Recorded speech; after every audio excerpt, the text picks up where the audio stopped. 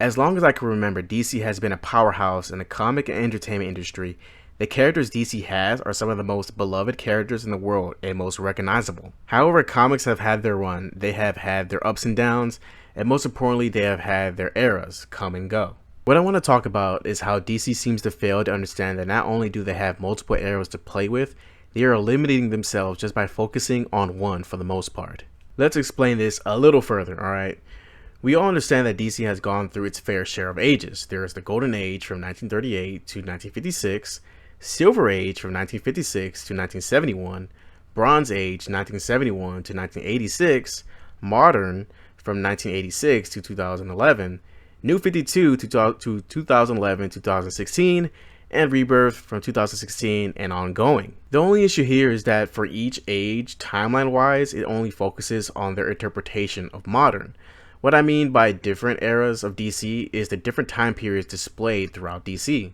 There is no argument that from the Golden Age to Bronze Age, they have a much more older aesthetic. Hell, like they still had the Justice Society still around. Then when it came to much more of the modern age, it became more of the Justice League and the more modern takes, the stuff that we know now, right? While the Legion of Superheroes is more so in the far off future, recently in DC animated movie lines, they have made an appearance, but more so just for entertainment and just to have them there instead of just expanding more into that era. What I'm getting at here is that primarily in the comics, we do not have time periods primarily established. In my opinion, there are 4 eras of DC that should be made official eras of heroes. The first one should be the Golden to Bronze era, where we have the Justice Society. Older and underutilized of the heroes may be used here. Then in the modern era where we're at now, any heroes who aren't retired, dead, or still playing hero or whatever, right, can still appear, but rarely, with everything we know and care about of these characters still intact that are established in the previous era. Then there is the neo-modern era. What is the neo-modern era, you ask? Think of the time period where Batman Beyond is set in with Neo Gotham. The Justice League is still active and plenty of young heroes in the modern era are retired or older in the neo-modern era. Like think of Static or like Nightwing, like especially just Static. Static is like the best example. If you watched the older Static show and seen him go into the future and meet his older self, think of that. Think of like the older versions of legacy characters. That would be great. Then there's the 31st century with the League of Superheroes, where a majority of the ideas that seem to crop up today in a modern era would better fit there, honestly. I personally think many of the ideas they try to implement with our current heroes and whatever is going on, right, is better fit in the future. Honestly, I really do. Of course, the League here in the future gets help from either Kara or Superboy, or maybe even both, and maybe even get visits from modern era heroes. However, this is a big thing here.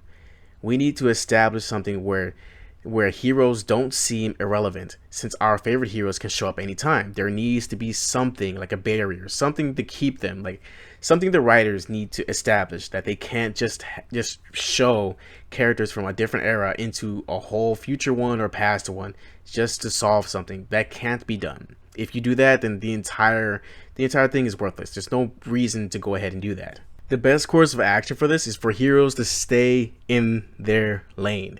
Now, some of you may be asking, what do you mean, SinnerMan, stay in their lane? I mean to limit time travel and, all these shenanigans to damn near zero. If you want a specific hero to be involved, use an older version. Use some type of descendant, something creative, like a hologram, something.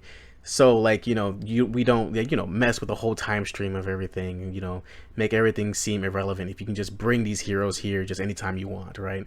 That's not something I'm not trying to establish here in what I'm trying to build in this conversation, in this video here. Keep massive storylines within their era. Repercussions into the future aren't immediate. They are slow developments. Lastly, these 4 eras of DC are made for characters to shine and help disperse the surplus of heroes in the modern era. Look at the Flash family, way too many of them in one era. I'd say Green Lanterns too. It's much more easier for writers to have an era where they can fully focus on a character's story without worrying about what they have to do for the next character, who's basically the same in terms of, their power sets and, being so close that like whatever villains they have is pretty much the same as this other speedster or this other Green Lantern. I'm just trying to make it easier for writers to make interesting stories and like not feel pressured about what to do with another character who's essentially almost the same. We could have classic characters from the Justice Society that would be a basis for the Justice League in the modern era, which would span up all the way up until the neo-modern era. From the classic era to neo-modern era, where heroes and legacy characters they bring up continue to be heroes for a great deal of time, until the end of the neo-modern era due to some crazy event, or a massive falling out, or heroes just dying due to age or retirement, which would lastly be reinvigorated with the League of Superheroes in the 31st century.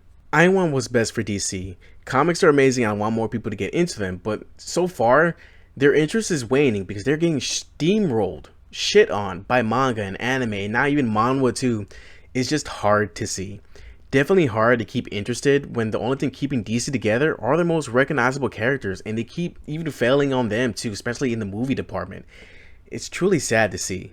Honestly, I do think my idea can work. If we're talking in terms of art style, I think the aesthetic of the classic era could be a little bit more easier to copy.